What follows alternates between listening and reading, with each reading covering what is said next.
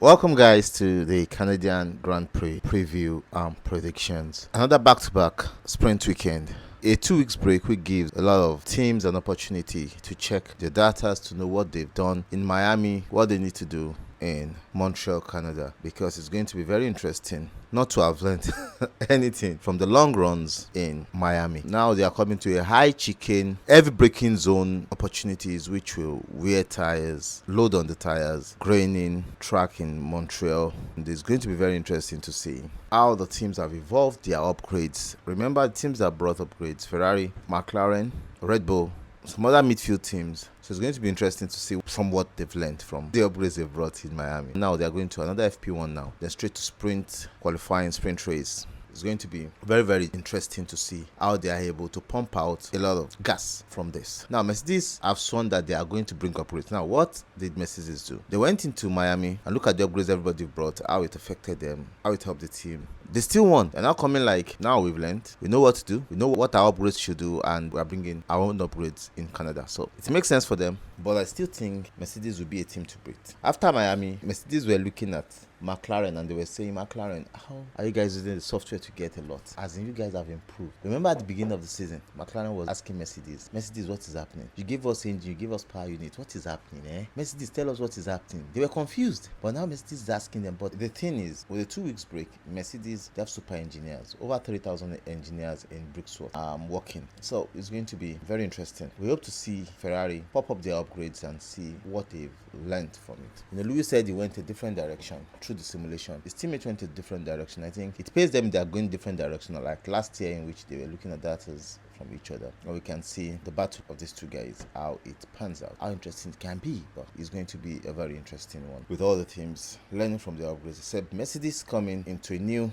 race with another upgrade. Now Ferrari are going to get Ado, some other teams are going to get Ado, but the FIA is looking at blocking the FTM, banning it from Ferrari from 2027, because Ferrari started it and they said it's giving some vibes of making the car faster. Those vibes, but the vibes are not the problem.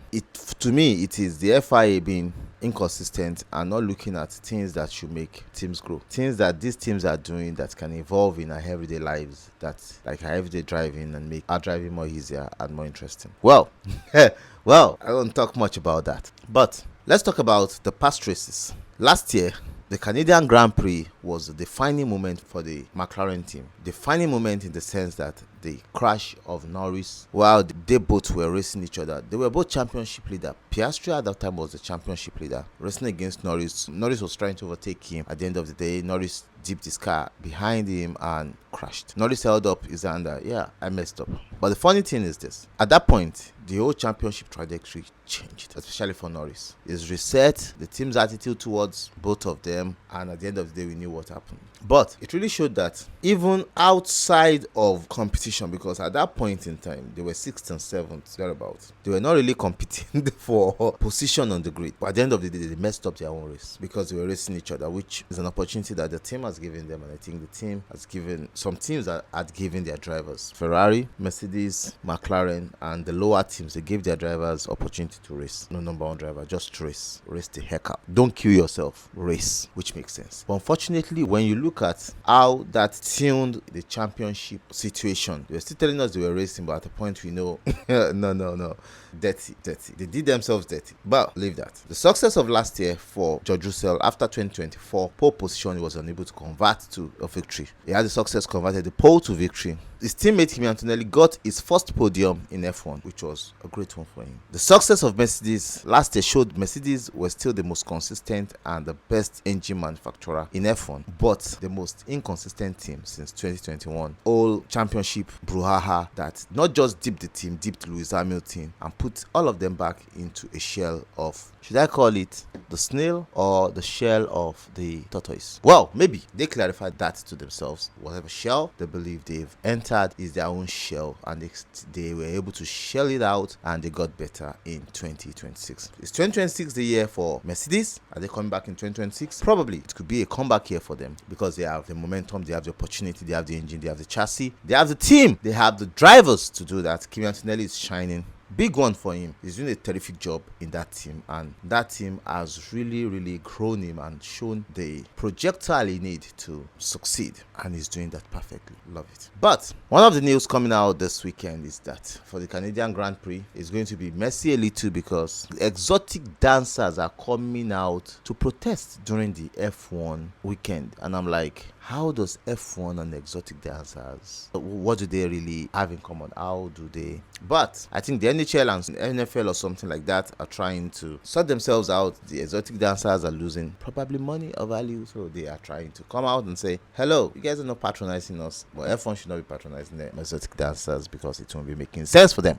But they're coming out to protest, and that is their own protest, and that is their own problem. Well, they deal with that. We deal with F1 issues and see how it goes down. Great one for Max Verstappen at Nürburgring. Although they were able to get back in shape after the shaft issue, but they lost position. They were leading, they lost position. Max Verstappen keeps showing his dimensions, not just one dimension. Coming back to F1, I think the Red Bull has improved. Are we going to see them, especially in those hot parabolica? What would they be able to do? It's going to be an interesting one. Now, let's look at the track characteristics of the Canadian GP. It's an anti-clockwise, the circuit, Gilles Villeneuve. That's a championship winning driver. 13 corners. Some beautiful long straight that makes it very interesting. The first race was held in 1961. They've held 60 races down there. Michael Schumacher and Lewis Hamilton, drivers with the most wins, 7 each, tying like they tied in their drivers' championship. But the tie in there, Ferrari 14 wins, that's great for them. Out of 60, Ferrari winning 14, great. The circuit length is a 4.361 kilometers, that's about 2.709 miles. The race length is 305,270 kilometers, that is 189.694 miles. Then we are going to be having 70 laps. The first circuit last year, the qualifying was about 1 minute 10 seconds. 70 laps, that's about 1.5 hours. But I think it will be very long this season. They should be having 1 minute 14, probably 1 minute 13 if they're able to push the cars, because the cars are a little bit slower. So by next year, probably they get a little bit faster. When they go V10s, probably they get more faster.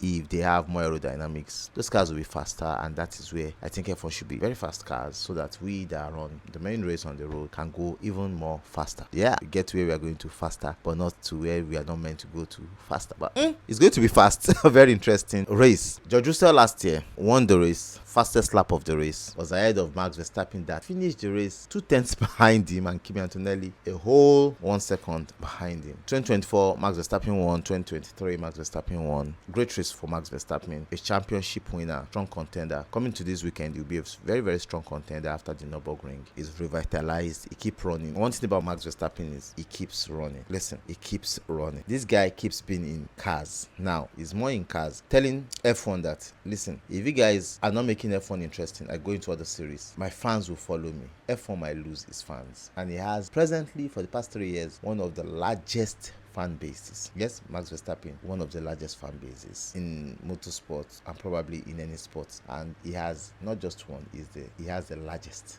And after him should be Lando Norris, and probably as in fan bases that comes to the track, not fan bases mainly around the world, but that comes to the track. That's what I mean. And his fan base is very loyal. They follow him like zombie. Now listen, when a fan base follows somebody like zombie, wherever he goes, they go. So everyone should start using their sense and their brain. So next year they make racing more interesting, and they bring the right tools to make racing more interesting. And probably by 2028, let us switch. Let us switch. Leave this engine. This present engine is, I don't know. We said it earlier. The electric energy is too much. They've reduced a little. They are going to reduce next year, but it's not working. See, one thing is, if something is not working, let's agree it's not working. Let the team start developing the V8s. V8s are easy to develop. They have V6. Make it smaller. Make it faster. 1200 brake horsepower. Little bit of electric energy. Add it to it, and bingo, we are off. Well, get back. Yeah. Let's get back to what we're talking about. So it's going to be very interesting with what Max Verstappen is doing in motorsport. That is crazy. A guy is great. And don't be perturbed or surprised as it keeps rising in the volumes of the greats. Tires that will be used in Canada, the circuit, Gilles Villeneuve. Yeah. C3 add tires, C4 medium, C5, soft tires. The C6 tires have been removed after a lot of testing last year. That tire was so tested that at the point you think that tire will be the greatest tire in F1, but it's been removed. They've removed it totally. But it's going to be very interesting to see how these tires will perform, especially on the heavy load of braking. It's going to be very, very interesting to see how these tires will perform. The hairpins, the final chicanes, puts a lot of longitudinal demand on the tires under deceleration, which makes the tire green. But the surface of the track is smooth, really abrasive but cool. Volatile weather of Canada could decide what happens on the track. Remember in 2024 we had rain, we had dry. That made the race interesting. Canada could be wet or dry, depends on how the weatherman puts it. It depends. Safety car, Canada is known for safety cars. It can be very interesting. 2024 we saw great racing on wet for Kevin Magnussen. Just came from behind, lapping everyone. Then the wet tires degraded. The track went into intermediate, and he went from top back. Where he was coming from, he went back, changing tires, and you can see anything interesting. But how does he help the races? It makes the race more interesting. The top teams are going to be on it up. But what are we going to see on probably Friday from the weather outlook? From Friday, cloudy skies with scattered interval sunshine as high as 17 to 20 degrees. On Saturday, conditions are said to going to be